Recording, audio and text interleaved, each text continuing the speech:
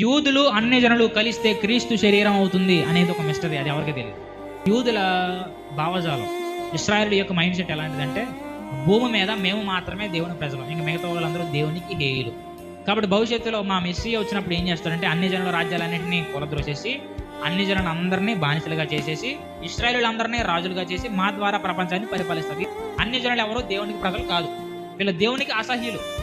కానీ పౌలుకు బయలుపరచబడిన ప్రత్యక్షత ఏంటంటే, యూదులు మాత్రమే దేవుని ప్రజలు కాదు, ఎవడైనా క్రీస్తుని అంగీకరిస్తే వాడు కూడా యూదునితో సమాన వారసుడు, సాటి వారసుడు. ఒక యూదుడు జీవిస్తే అతను సింహాసనం మీద ఎలా ఉంటాడో, అన్ని జనులు జీవించిన అతడు కూడా సింహాసనం మీద కూర్చుని పరిపాలన చేస్తాడు. అంటే అన్ని జనులు కూడా దేవుని ప్రజలే అనే ప్రత్యక్షత ఎవరిది? పౌలుకి దేవుడిచ్చింది.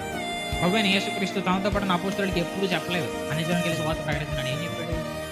మీరు సమరయుల ఏ ఊరిలో ఏ మార్గంలో మీరు ప్రవేశించద్దు, వెళితే ఇశ్రాయేలు దగ్గరికి వెళ్ళండి.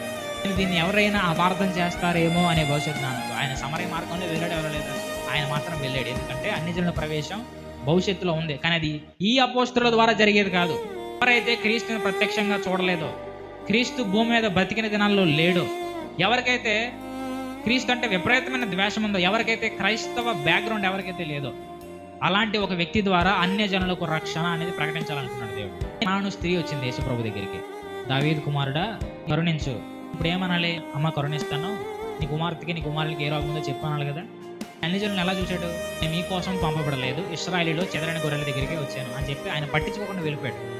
ఆ తర్వాత ఆవిడ చూపిన విశ్వాసం ఎలాంటిదంటే, మొదట యూదులే, కానీ విశ్వాసం ఉంచితే అన్ని జనులు కూడా ఎంతో కొంత భాగం ఇస్తావు కదా. ఇప్పుడు టేబుల్ మీద ఉండే రొట్టె ముక్కలను పిల్లలు తింటారు, కానీ కింద పడిపోయి కూడా కుక్క పిల్లలు తినకూడదా ప్రభు? అవి కూడా నీ కొడుకులే తినాలా అని అడిగింది. అంటే వెళ్ళిపోయింది. అది యేసు ప్రభువుకి నచ్చింది. అంటే ఈమెకి విశ్వాసం ఉంది.